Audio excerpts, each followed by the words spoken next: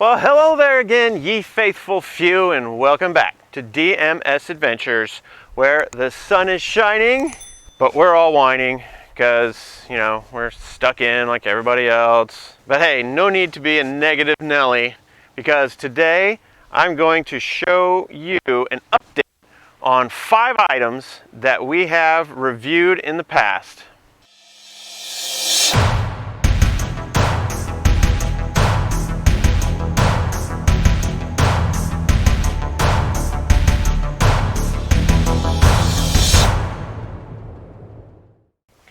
So first up is one I didn't actually do a review on, but it's the Sirui wide angle lens. So I got this just to improve that vlog view, you know, when you got the camera up here and sometimes you don't want your face, you know, all up in the camera. And so the wide angle lens does a good job of just kind of backing you off a little bit. And also I thought I could get some wider shots when I go to take some scenery views.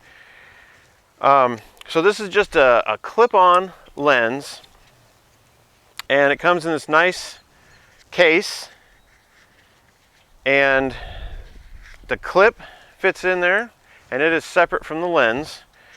And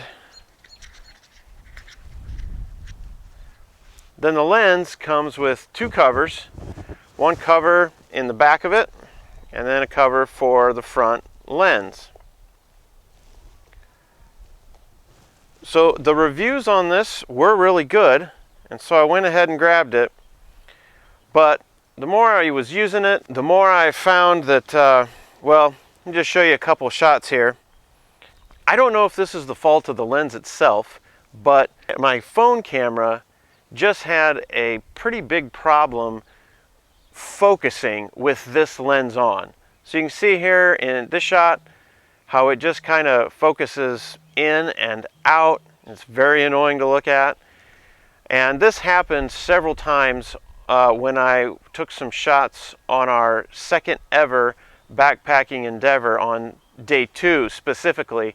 I lost a fair amount of footage just because it was just too darn blurry. So my final thoughts on this are, it's just a risk to use it. So, I mean, if anybody has any ideas or tricks or some way to make this work better, I'd really appreciate it, because I would like to use it. So next up is the Hohem isteady Plus Gimbal. Now, if ever there was a piece of gear that I wanted to work, it was this one. So this was around $90, and it was just supposed to solve all my problems as far as being able to get some different kinds of shots and keeping the camera steady while hiking, going up and down steps and whatnot. So in the aspect of keeping a nice steady shot going up and down stairs, this is phenomenal. It does a great job with that. However, on some of the more special shots, and I'll show you a couple here, when you do the motion lapse, it tends to be very jerky as it moves across, and just doesn't make for a nice smooth looking shot. So just the more I use it, the more I feel like I'm using a $90 gimbal. It does some things okay, but it just isn't doing what I hoped it would. Yeah, so one of the issues I also have with it is just the load that it can have on it is about 9 ounces. So my phone itself is just a Galaxy S8. It's already at 5.7, so there's not much room left for anything else on here, like that Sirui wide angle lens or a microphone or any other thing. Now, this one is actually my second one. I returned the first one after I kept hearing some noises in the motors when it was trying to keep things level. And so I returned that one. They sent me a new one, and I haven't had any noise issues with the motors. However, like I said, it just seems like a $90 gimbal. There was the issue with the jerkiness in the motion lapse, And then also, just quite randomly, as it's sitting there, it will all of a sudden just jerk to the side. Like, I didn't move it, I didn't tweak it, and it will just sit up here and all of a sudden go whoop. And that has made me lose a couple shots here and there. I'll probably still continue to use it and take it for the few things that it is good for, but just bear in mind, it's a $90 gimbal. It acts like a $90 gimbal. There are probably better options out there for a little bit more. With that being said though, I really do want this to work. So the next piece of gear is one that I haven't done a review on or anything, but I mentioned it in passing in a couple of the latest videos. The one that I mentioned it in here recently was Nothing Like a Day Hike 2. So what this is basically is a chest rig. I wanted to be able to have access to camera gear and the lens and the microphone or the dead cat, and I just wanted to have it more accessible here on my chest, so I could just pull it out, put it back in, and that was going to be really convenient. So the one I wanted to get was a $75 one, and that was as much as my big backpack was, so really didn't want to spend that much money. So I picked up this $15 chest rig, and it is the Wynex Recon Kit Bag. So it has Velcro on the front. The back strap is kind of small, but we managed to make it work. It fits pretty good. It's got 3 separate pockets inside the main compartment, and then a front compartment. So there's enough room in here for what I want to use it for. However, the issue comes up when I'm tightening this down on me. Usually I have the Rugged Mountain sister help me out in getting this thing put on. And one time when I was doing it myself, just to see how it fit, I cinched up one of these straps and ended up breaking the clip.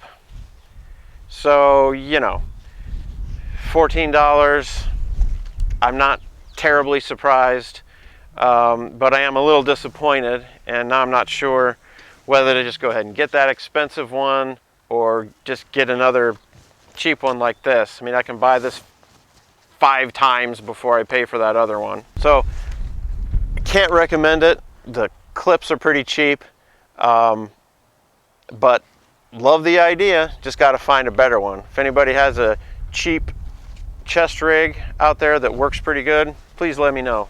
Number 4 on my list of gear to do an update on today is the generic solo family cook kit. Did a review on this in a lot more in depth previously, and you can check that out right there. So this is relatively heavy to carry, but like I said, we are cooking for 4, and I like to be able to cook actual meals.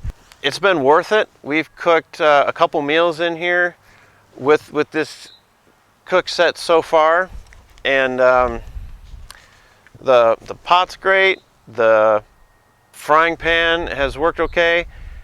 One thing I noticed is heat distribution with the frying pan isn't fantastic. Pretty much it gets to boiling right where the flame is underneath coming from the stove, but kind of to be expected. But just stir it a lot and seems to work okay. Now if you remember, it also came with another stove, and that stove had some issues, but we've used it a few times, and really it's pretty handy with that automatic starter on it. And just got to be a little careful on a day like today with this kind of wind. Make sure that your pot or your cup or whatever is on it is actually, you're keeping an eye on it, doesn't go blowing off. So I mentioned in the review video I did that one of the reasons why I liked this little kit so much was this little kettle that came with it. And at the time I had said it might be silly to want it for this kettle, but this kettle's really been nice. We've used it on every trip so far since we got it, and it's been great to have to warm up water. It just seems to work really well for us. So we've enjoyed having this kettle. So one other little addition that I forgot to mention that we did with this kit was, I don't know if you know those kind of fancy, they're like paper plates, but they're not paper, they're like plastic, and they're kind of fancy for paper plates, but they're just supposed to be used, you know, once or twice and then thrown away. So we got some of those, and they fit in the frying pan. So we got 4 of them right here, and we just stick those right in there. Pot goes on top. Just a small little addition, but it sure makes it nice, especially with the kids, to have a couple plates that we can put the food on. There hasn't been any real discoloration with the materials, with the metal, and overall it's been a pretty good buy, especially for the money and for as much as you get with this kit. We've used it a fair amount, and it has proven itself to be pretty good. All right, everybody, here is number 5, and this video has gotten the most views here recently, and it is the Trekker 3 tent from River Country Products. So I got extensive video on this one where we had tons of trouble with water. Well, we weren't ready to give up on it just yet. We pitched the tent in the garage and got some seam sealer. We got some seam sealer and some spray for the fabric, and we just went to town on it one day, and we got it all sealed up. We got a short test in some small rain, and it did okay. And then, if you've seen on our second ever backpacking endeavor on day 1, we had a ton of rain, and I didn't see any water inside it. Rugged Mountain Sister said she saw some in the corner. Could have been condensation, but still I feel okay with taking it out and putting my family in it now that it's been seam sealed. The pitch is still good.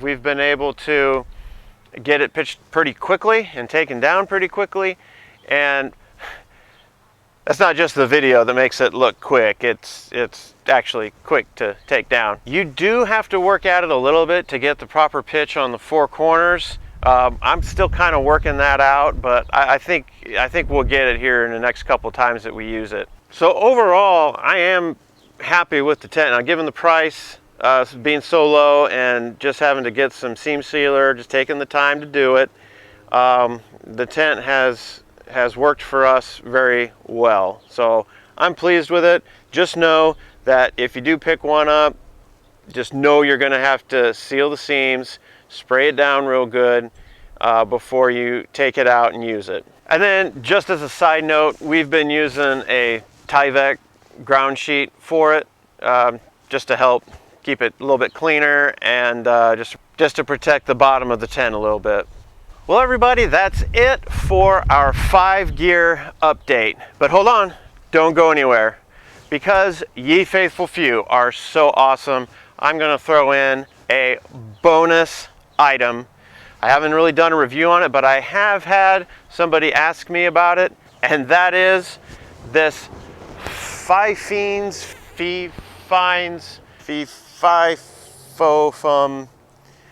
this wireless lavalier mic. And it came to my attention to mention it because as I was shooting this video, the batteries cut out. So overall, I mean, you all hear the audio quality. When I'm doing a video here at home, 90% of the time it's going to be coming in, the audio is going to be coming in through this. I was able to get a small, this is like a dead kitten. Is that okay to say? I don't know if that's okay to say. I mean, the big one's a dead cat, dead kitten. Seems to make sense, but kind of sounds sad too. Anyway, so you all know how the audio is. It's okay, I suppose. But one thing I need to mention, so the transmitter here, well, actually, I take that back. Back up. Okay, both the transmitter and the receiver suck down batteries. This takes 2 AA's, the receiver takes 2 AA's, and my goodness, every second full-length video, I'm checking to make sure that the battery hasn't gone out. There's an orange light on the receiver that I can tell whether it's gone, whether I'm losing audio or not. And so I got to constantly be looking up there and make, okay, is that still orange? Is it still orange? Because when it turns green, then I'm not getting any audio.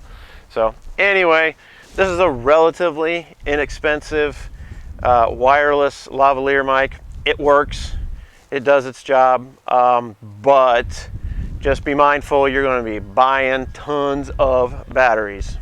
Well, everybody, I want to thank you for joining me on this quick video, just running down a couple of our gear items that we've reviewed in the past.